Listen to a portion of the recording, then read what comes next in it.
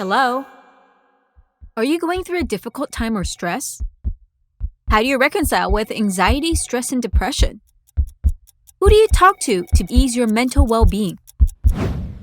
If you're feeling unsure, don't worry. You are not alone. Most of us go through a lot of stress and anxiety at work, yet we don't always have the safe space and support to process these feelings and thoughts in a healthy way. This is why therapists play a key role. They help us have a safe room to process our feelings and help us take care of our mental well-being. But what does it mean to be a therapist and how do they start their journey? Also, could we break down what therapy is? There is still so much stigma in this field. Great questions. I'm hungry to learn more too. Hi, welcome to Curious Monica by InnovatorsBox, where we learn how different people thrive at different jobs. I'm your host, Monica Kang. Today, we're learning all about therapists. In therapy, you have someone who, when you're like, oh no, my boss told me and I know I'm not good enough, a good therapist, a therapist who's like with you is going to be like, so let's talk about how you instantly accepted that feedback as truth. Let's talk about how in this culture, we are taught to nod and be like, yes, you're right. To whether it's parents, whether it's boss, whether it's just, wait a second. Who are you actually? What do you actually like? What is most true? And can we undo the teachings and learnings that have got you to a place where you just, without hesitation, accept? No, I feel like if I chose to say nothing, that would actually be worse for my mental health. So going back to why I advocate a lot in the workplace for people, not just women, men and women to speak up about what they're experiencing or what they're feeling, not talking about, hey, you're doing this to me, more like, I'm not doing well today. Expressing emotions, so good for your mental health. So I do that if I chose to suppress it, which is what people believe is the easier thing to do because they're avoiding things, but later on, it'll be at a detriment to your own health. Wow! Those are already some powerful tips that both Jeanie and Ivy have shared, and I can't wait to learn more about how they became therapists. Get ready to take some notes, as I know many of us would appreciate learning new insights on how we could fight self-destructive, negative thoughts we tell ourselves while under stress. But before that, I want to pause a second to take a look at two things therapists get asked all the time. To put things into perspective, therapy is science, and therapy is good for all, not just for those who might have a mental health condition.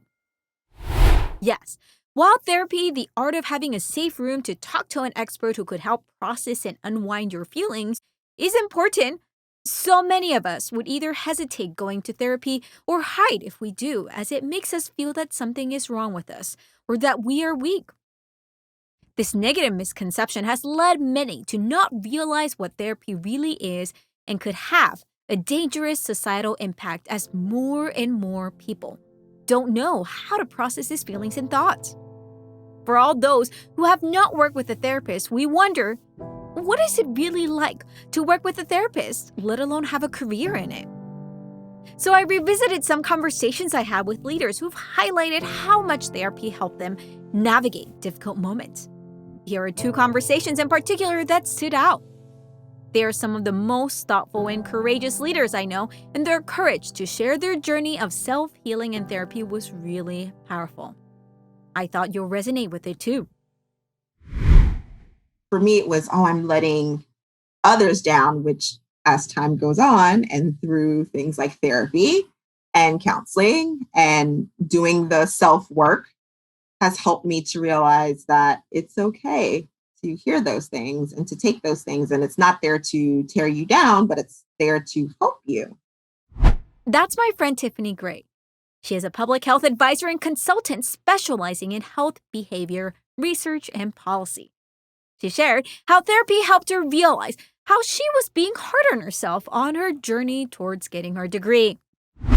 After a period of I'm trying to control everything all the time and finding it's not working. The things I'm doing just aren't working. So I have what else can I do? Right. And so I was at a point where, okay, fine, I need to, take in some of that feedback and sit with it a bit, and take that kind of personal look at myself. Imposter syndrome and expectations are everywhere at work, and having more access to how other people are thriving on social media online isn't helpful. We feel either we are not ready or that we are not good enough because we have to do it a certain way. Minji Chang, actor, producer, and entrepreneur, also shares how normal these voices are. Yet, the societal stigma made it hard to see how therapy could play a role in our mental well-being. Therapy, I was a big preacher of it, and I wasn't a practitioner. I've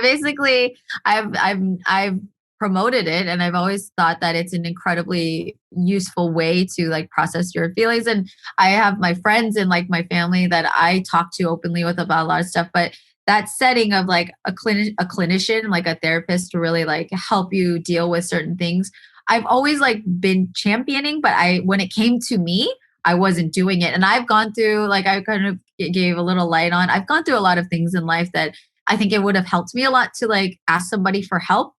But that's something when it push came to shove, I wasn't very eager to do. And so I kind of had to reach a number of walls in my life, losing different people, facing different challenges in my own career, within myself, to realize I did need professional help. And I think there was a very internal stigma I had against it that I didn't want to, even though I had no judgment. Monica, if you were getting therapy, I'd be like, yes, girl, look at you taking care of yourself, queen, like all about it, right? But when it came to me, for some reason, I wanted to like exclude myself from that. I didn't want to feel like I needed help. So I was doing my darndest to like avoid that at all costs. And it cost me a lot. It cost me a lot of like my emotional, mental well-being, cost me relationships and like opportunities because I was being very stubborn about that. So since then, it's been really helpful. I think just even that mental switch of being like, yeah, I can ask for help. I will ask for help. And now that I'm receiving that help, it's empowering in a different way. It's like, I'm not this like superhero that doesn't need assistance in any kind. It's like, no, I am human. I do need it. And now I'm helping myself by getting it is a really good feeling. It's good feeling, but it took a long time. Well said, Minji. Oh, how often we do this. Asking for help doesn't mean we are weak or something is wrong. It means we have strong self-awareness and humility, and know that we don't have to have all the solutions alone. And all of us can go a mile further with more help, self-care, and investment back in our well-being. In a way, then, it feels right that for both Jeanie Chang and Ivy Kwong, their journeys into becoming therapists started because they realized that they needed help as people who felt burnt out in a job they enjoyed. I always say mental health found me. I didn't plan on this career like some people might have planned for their careers. So starting off as a journalist, then going to business school because I thought that was the best thing to do. And then going back to graduate school with 4 little kids to go back to get a whole new degree in marriage and family therapy was all, I believe, purpose-driven. Meet Jeanie Chang, a licensed marriage and family therapist and the founder of Your Change Provider. Before being a therapist, Jeanie was a journalist. From Association Press, WTOP News, to other roles, she shared how she enjoyed meeting new people, reporting impactful stories, and connecting the dots. But the fast-paced experience led her to being burned out very fast. It was not sustainable. That's when she learned how crucial taking care of one's well-being is, but also how she could potentially help more people with their well-being if she could learn how to do it as a therapist. Today, she helps thousands of leaders every year as a certified mental health integrative medicine provider and a certified clinical trauma professional in addition to family counseling. She provides a lot of workshops, speeches, counseling, and consulting for corporations to rethink how they could thrive at work. When I asked her what skills helped her be the therapist she is today, one skill stood out. Nunchi. I want to share that what I know of now and what I maybe initially thought in my latter college, early 20s is pretty similar, which is why my path has turned out to be where I am today. Let me explain. I'm Korean American. I like using the word nunchi. I use that in everything. Now, I will say I didn't always use that word. I would use my intuition to gauge, even when I was a journalist interviewing somebody, I knew just by looking or feeling something going, I think they want to tell me more, but they stopped talking. So I'm going to ask some more questions.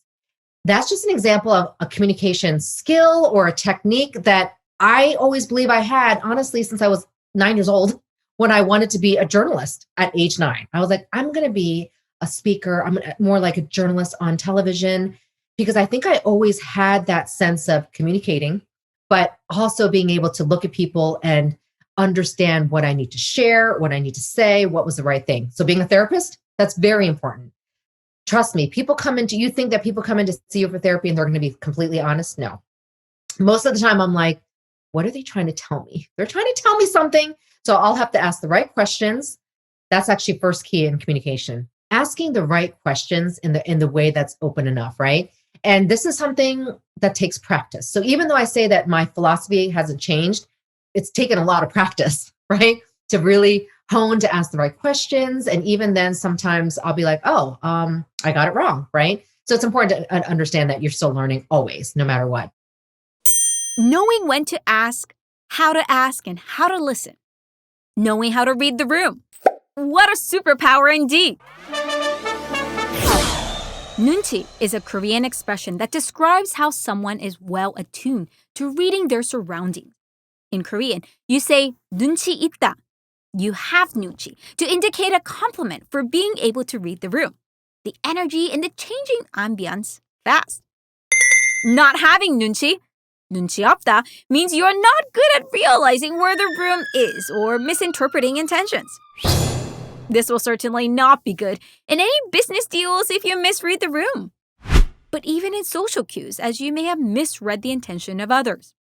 And Jeanie shares how these soft and non-visible skills are so crucial. Something she shares she wished more of her Asian upbringing honored growing up. It's not taught, especially I'm going to bring up my Asian culture because that's a big part of it. You're not taught communication per se. It's very hard skills driven, which I don't disagree with. We definitely need education. We definitely need to have our skills, our profession, do our job, but that doesn't end there. In fact, to move up and to have collaboration, be a good team leader, team member, work well with people, manage conflict, you need those communication skills or soft skills or essential skills. Very important to hone that I always tell even Asian American families. In fact, you probably think when they come in for therapy, it's very clinical. No, sometimes I'm like all on communication. I'll be like, Mom, did you even hear anything your son just said? Son, did you hear anything your dad just said? And they'll be like, what'd they say? And I'll be like, wow, let's go back to communication 101. When you actually don't talk when someone's talking. I mean, just an example. So communication is even the core of my work. I have found that bringing clinical aspects is just a part of it. It really is the basics of communication that I remind anybody that I see. And it's funny because people don't think that, but now I'm like, hello, why do people come see me? They're having relationship issues or interaction or conflict, struggling with resolving and managing conflict, all through communication. So that is the core. And that is something, again, that also requires practice, including for people like us who constantly have to practice it. Yes, and it doesn't matter what industry or job you are in. Honing soft skills or essential skills, as Jeanie says, is equally, if not more important, than honing your clinical or hard skills. We often highlight how important coding, writing, or knowledge-based education is, and yet what I keep hearing from all of our conversations from guests is that we need more practice in how we navigate ambiguity, conflict, and difficult conversation. How do you practice that? And how do you take the time to get better at it? Speaking of communication, there's another type of communication we tend to not get good practice in. Talking about our feelings. Kwong shares how not knowing how we feel and not knowing how to express how we feel prevents us from both thriving and setting boundaries. So boundaries define who you are, and they teach other people how to treat you. So boundaries identify where you end and someone else begins. And so as someone who grew up in a family system where I was groomed to be a people pleaser. I learned in order to survive, I had to be a people pleaser. I had to change my shape to accommodate everyone else. I had to make my parents happy and friends happy and be whatever they wanted in order to be loved, in order to be accepted, in order to be cared for and protected. And as a child, you need your family to keep you alive. And yet these coping mechanisms and these survival strategies that serve us perhaps when we were younger become more hindering or even harmful than helpful when we become adults. So as an adult, in professional relationships and personal relationships and romantic relationships, there was a long period of time where I would just say yes to everything, whatever you need, whatever you want, even if I was overexerting, overextending. And I found myself becoming extremely exhausted, burnt out, resentful, frustrated, angry. And that's a sign that your boundaries are and perhaps are continuing to be violated. And perhaps you are allowing that. So the first step to recognizing how to set boundaries is recognizing what your boundary is. How do you want to be treated by others? What do you actually want? What do you actually need? You are allowed to have wants, needs, preferences. Meet my friend Ivy Kwong, a psychotherapist and a licensed marriage and family therapist specializing in Asian American mental health. For over 16 years, she has helped many individuals find healing and courage facing trauma, relationships, self-esteem, self-worth, intimacy, and major life transitions. And as you can hear in her sharing, she encourages others to take a step back to see how connected all of this is. Our feelings, what we want, and how we express it.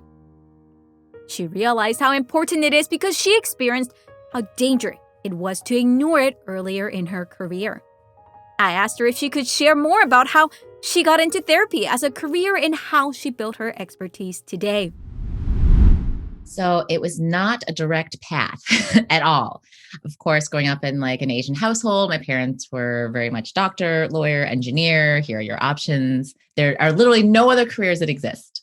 And so I chose law. I wanted to make my parents happy and I want to make them proud. And I ended up doing licensing, like with contracts in LA. And it was for a major motion picture studio. And then basically I was like faxing contracts all day underneath fluorescent lighting. And my soul was dying because I didn't feel like I was helping the world in any way, shape, or form. I was basically helping this company just make money that I didn't have any personal attachment to. And so there was an opportunity that came up where it involved being trained to be a suicide prevention hotline volunteer. And I went through the training. I started volunteering 4 hours a week on the suicide prevention hotline where people would just call in suicidal, thinking about killing themselves. And I would have the opportunity and the privilege of like supporting them and meeting them in that place. And so I did this for about a year and a half before I recognized that this is what I want to do, not just volunteering, but in my life. There's just so much pain and suffering in the world. Whatever I can do to help support those who are in pain, because we're not meant to walk this walk alone. And I certainly know in my personal journey, healing happens communally. So I switched tracks and I went from law to grad school for my marriage and family therapy degree. And I became a therapist.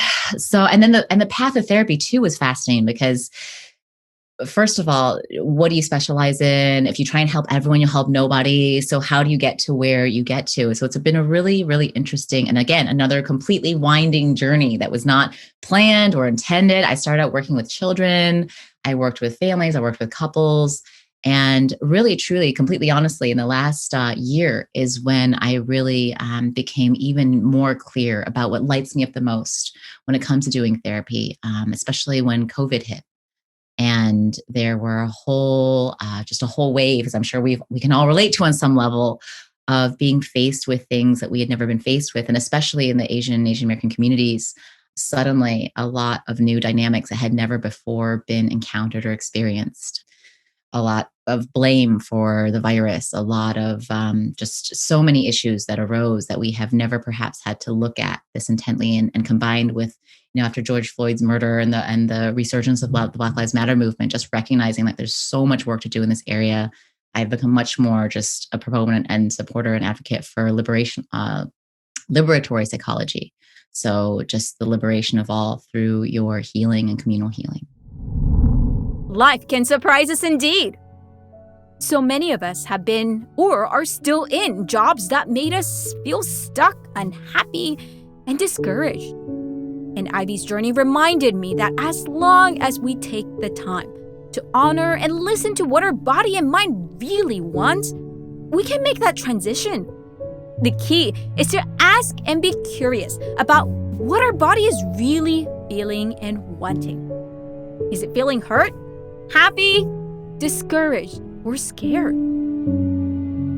This is why Jeanie also speaks about how not letting our bodies and minds speak will only hurt us.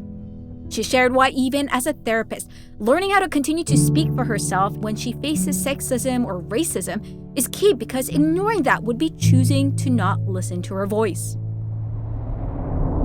No, I feel like if I chose to say nothing, that would actually be worse for my mental health.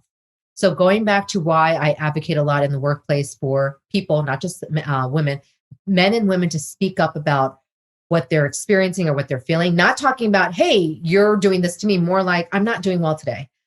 Expressing emotions, so good for your mental health. So I do that if I chose to suppress it, which is what people believe is the easier thing to do because they're avoiding things. But later on, it'll be at a detriment to your own health, emotionally, psychologically, and physically when you hold things back. So I've learned that. I'm practicing what I preach. I will express something, express some disagreement. I have expressed some dismay, like, did you just say that? That's terrible. I've said those things and they're like, what did you just say? I go, I just can't believe I just heard this. But you know what? Again, this is about my self-care. If I did not say that, I would walk away at a detriment of any other people that I was advocating for. Mental health is a lot about advocating for people's health. So I probably make my job a little bit tougher because I'm fighting those things, but that's okay. I stay grounded in my why, my purpose, and my passion, because I do love what I do. But again, challenges help you grow. Speaking up to really express how you feel takes a lot of courage. Both Jeanie and Ivy spend a lot of time honing their voice and listening to what their minds and bodies really need and want to express. It made me think of the book I recently got, The Body Keeps the Score, Brain, Mind, and Body in the Healing of Trauma by Bessel van der Kolk. Because I've been tired after all the multiple back-to-back virtual workshops and coaching I've done all year, I didn't realize how tired I was until summer hit me and my body started shutting down as if saying, you need rest. So my friend suggested learning how the body needs rest to be really helpful. And I'm not alone. I've read articles after articles of how everyone is feeling burned out and extra anxious from the back-to-office rush. Ivy shares how she hopes more of us walk away from the pandemic, really remembering how to get better at leading our decisions with our heart and body instead of our mind. So in Western, like American work culture, a couple things. Number one, we are really taught to lead with our minds. We're taught like the mind is like the absolute epitome of all things that are, and the mind has intelligence, but it doesn't have wisdom. The physical body, the emotional body, the ancestral body, the cellular body, that has wisdom, right? Your gut has wisdom, your heart intelligence, there's wisdom there. Our mind can talk us in or out of anything. But the culture is like, no, we exist here, right? Like in our heads. And we rationalize, we justify, we make pro-con lists. And so often we try and follow our minds, but one of the limitations of the mind is our mind can only kind of get us to places that it's already been. The mind actually can't know what it doesn't know. And so I find there's a huge limitation. So people who are like super planners, super control everything, super like able to think and figure everything out, during the time of COVID, all of that dissolved, all of that disagreement, all of that fell apart. It's like, oh my gosh, wait a second. Like I actually can't control anything. And I actually can't, just the mind has its limitations. And so COVID also took away a lot of the ways that people use to cope or to distract themselves. So for some people, they used to cope by working more. And now it's like, oh, wait, I can't go to an office and like get away from all this. It took away the ability to hang out with other humans, right? We can't go to a restaurant or a bar to hang out with dinner with friends. Like we can't even go to the gym. Right. So all of a sudden, all these ways that we used to cope, on varying degrees of healthiness, whether it's alcohol, drugs, whatever it is, like just COVID really forced us all to slow down and to face potentially what we have been avoiding. And for many, that's like our bodies carry so much of what is happening. So our bodies carry our tension, our bodies carry our stress. We might try and tell our mind like everything is fine. But your body doesn't care what your mind is thinking. Your body is going to be honest. And so there's such a strong mind-body connection. You can't separate them. They're so intertwined. That's how sickness comes up. That's how our immune systems are literally compromised when we have extreme degrees of stress and unwellness. And so I think one of the most just loving, healing, caring things we can do for ourselves personally and professionally is to take care of not just, don't lead with the mind. I always say the mind is a wonderful follower, a terrible leader. And so I'm wondering, what happens in professional settings if we are led more by the heart, if we are led more by the intuition, if it's not just about the mind says this is what's going to lead to the greatest bottom line. What happens if we explore what's possible beyond that in terms of just even how money is made, right? Leading with your heart instead of your head. Some of us may be out of practice, but it's okay. You can start with where you are today. You choose, and you start right there. And another thought that's running in my mind now, this is all really hard work. The practices of leading with your heart, having the courage to speak up, and understanding what your mind is feeling is a lot of hard work. This is why I asked Ivy, what are some core skills to becoming a good therapist? And she mentioned how it's not tactical, but rather about attitude and intentionality. You mentioned it earlier. When it comes to being a good therapist, one of the most important qualities is curiosity and genuine caring, right? So never assuming that you know what is best for anyone, trusting them to know for themselves, approaching this work with, okay, let me learn more. And if you're struggling, then okay, let me look at myself and what is happening, inwardly. So I think just curiosity is such an important quality to have in therapy and also in life, right? In life, in any sort of profession. Once we have filled up, I think Shannon Lee, Bruce Lee's daughter, wrote about this, about how he was told the story by his teacher about how this man sat down with a great teacher and was like, okay, and the teacher is trying to teach him. The man's like, yeah, I know that. Yeah, okay, I know that too. I know that too. I've studied that. Yeah, I know that. And so the teacher at one point put a cup of tea in front of him and then started pouring the tea, and the tea started overflowing from the cup.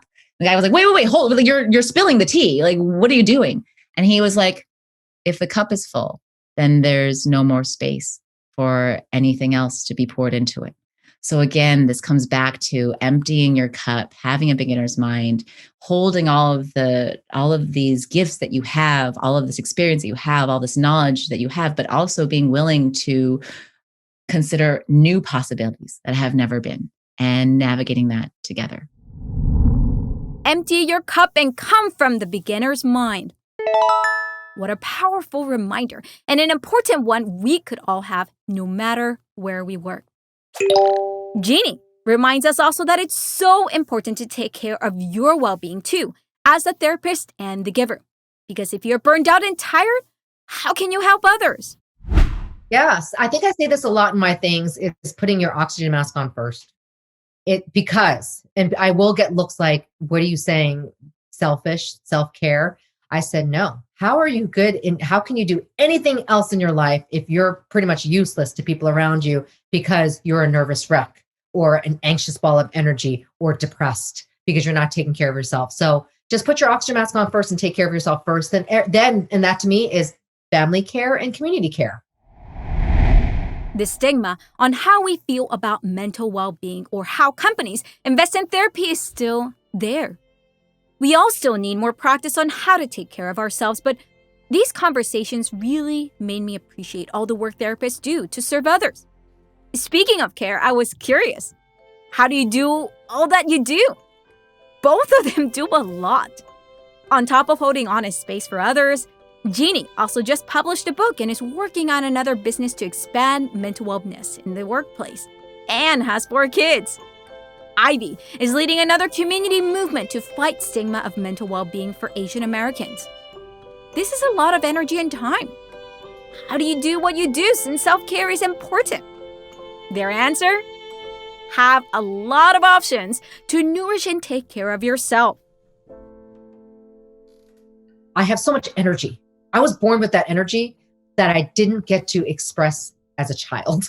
So that's probably, what is that called? Like suppressed energy that comes out in my later years that I'm able to delve into all of this. But how do I really keep up with everything?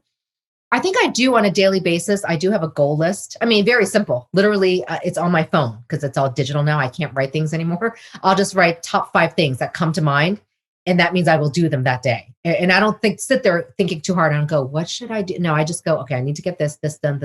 And then I literally delete that page, So those are the very little things, but also I will admit this, at the end of the day, I do try to make sure I get at minimum 6 to 8 hours of sleep. 6 is actually very low. So more 8. People think that's not that big of a deal.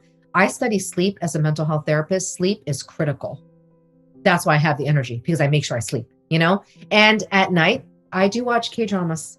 So my self-care is to go back into fun parts of my culture and escape.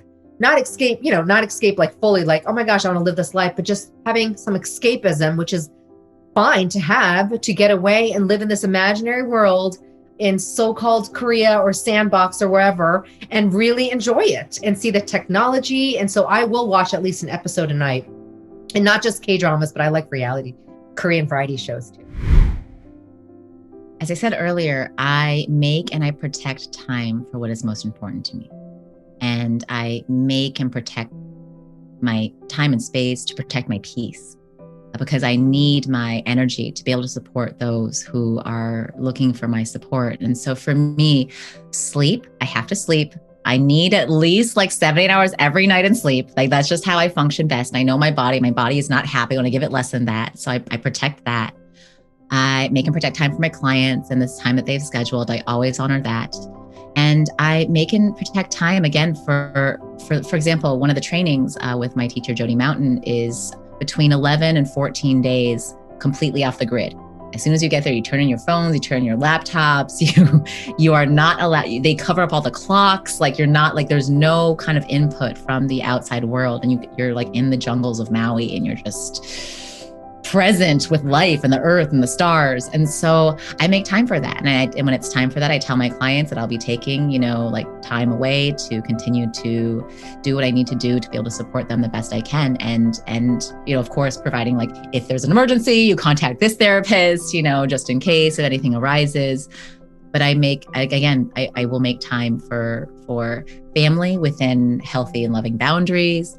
I'll make time for my partner. I'll make time for his children. I'll make time again for what is important to me, and everyone just encouraging you to feel into what is important to you and can you make and protect time for that.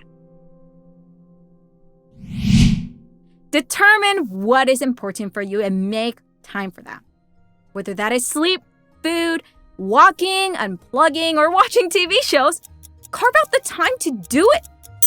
We often talk about setting goals for our professional development, but how much are we taking the time to carve out time for our well-being?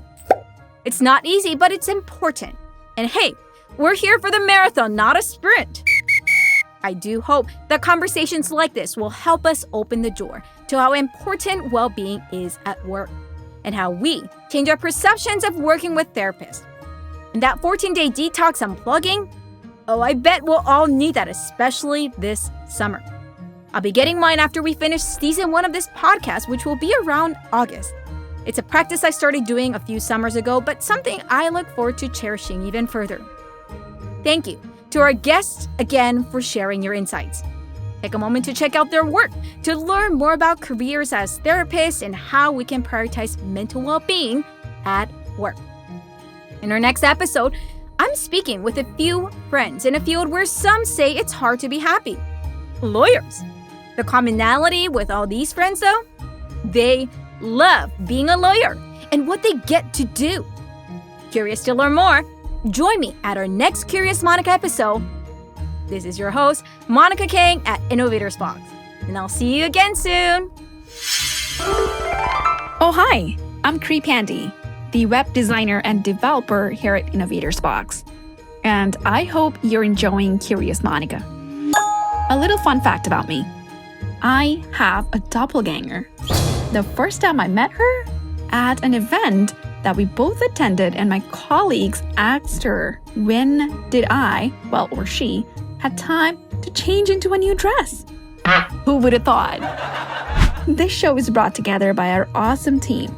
Producers Sirin O, audio engineers Sam Lamar and Ravi Ladd, Kelly Gravo on marketing, myself as a web designer, graphics designer Monica Escobar, and Luke Helder on music.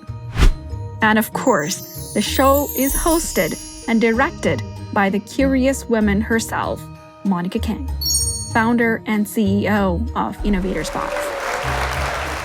To continue the curiosity and creativity of the workplace, visit us at innovatorsbox.com. Also, don't forget to subscribe, leave a review, and share. We'll love to hear what you're curious about and what mysteries Monica can uncover in our next episodes. See you next week.